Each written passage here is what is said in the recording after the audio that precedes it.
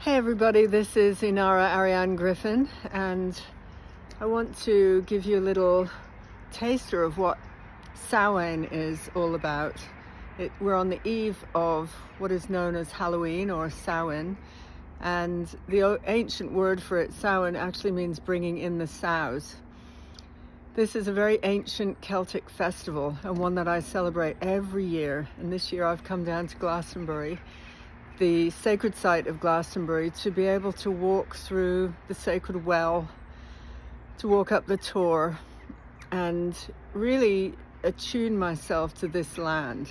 This land is a very sacred land, and this celebration was ancient. I mean, it's hundreds of thousands of years old. We feel it even in the modern depiction of Halloween. But really what it's about, it would be a time when you bring in all the animals at the end of the season, because from this point on, it's basically you're going into a wintry time and you want everything brought in. So it's bringing in the sows for the next season. You're gathering all the berries, you're collecting everything and bringing it in. And in a way, that's what we're doing with our own mindset as well. We're drawing in. The nights are longer. We're feeling this energy of pulling ourselves in rather than it being summer outward expression. And during this time, is the symbolism of it is really, what are you letting go of? God, there's a very loud helicopter here in the countryside. What are you letting go of? What are you willing to release that you've let go into this year, for you to then go into the more deeper, silent contemplation? And then there'll be a renewal, and there'll be a time when you bring in the new energies. But this is a time when you can think, what do I no longer want to bring with me? What is at its end? What is a natural release that you want to just let go of? In some cases, it can be as strong as, I no longer want to eat sugar. I no longer want to drink alcohol. I no longer wish to hang out with these people who I don't feel aligned or attuned as friends anymore. Maybe somebody has been just habit for you because you've been there for so long in their lives. Why would you ever reflect on that relationship? Well, actually, this is exactly that time. Relationships have a shelf life. Not all are meant to be for life. And sometimes we need to adjust who we're with at different times to be able to say, you're not up to the big things that I'm up to. We're taking a different course here.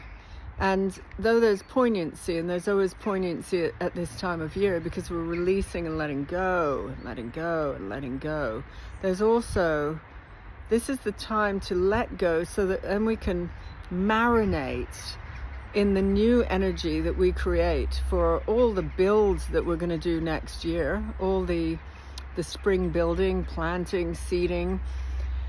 And now it's a time to simplify. So simplification can be, on a physical level. It can be really like decluttering and shifting your physical health around.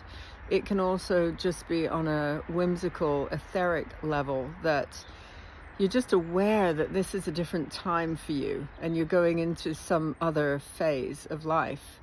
For myself, I've been building throughout the year. I knew it would culminate at this time with the Goss article going out, which is so super freaking exciting for me because I got to play with a high-end kind of fashion level, willing myself into that level, wanting to express at that level.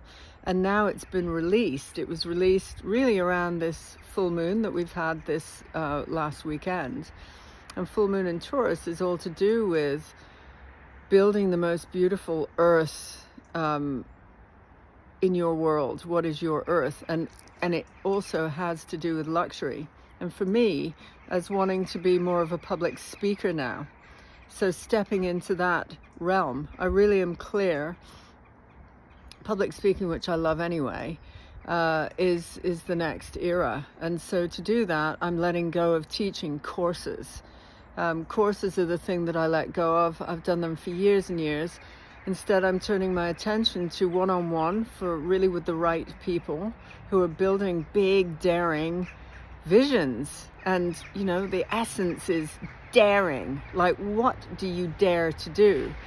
I know I've led a life of daring. You know, I really am like an embodied example of somebody who's been very daring in my life. And so I am the one who can take you through that. You know, if there's a little piece that you're holding back on and you need some coaching around that, I've changed the whole way that I work again. I mean, this is a never-ending evolution, right, of how you work. But for me, this piece is about somebody will recognize it, even the frequency of daring. They'll even pick up on it like a scent in the air. It's like, ooh, it's time for me to step into my daring. And I want to work for one season with one-on-one clients to help them through that, to help you navigate through daring waters. So I knew I would be doing a build up until now. And then I planned this time to myself in Glastonbury with a friend who's a great friend, Adea. She's a ceremonial friend. So we've come down here and it was all planned. Like I knew I would build and then let it go. I'm now going into a completely different phase. So you can ask yourself, what is the new phase? And as the dying of the light is happening, I'm watching sunset. The clocks went back yesterday. So now I know sunset, rather than being at 6, is at 5. And by the winter solstice in Britain, it'll be at 4. So really changing the way that we experience the day, and the night draws in. And for me, the night is delicious. It's not darkness and, you know, sadness and oppression. It's actually nesting time. I get to come in, bring in all my energies. So I'm just wishing you so much love and happiness on the eve of Samhain.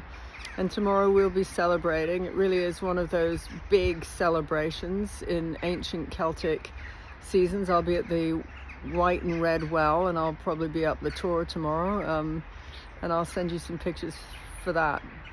In the meantime, happy Samhain.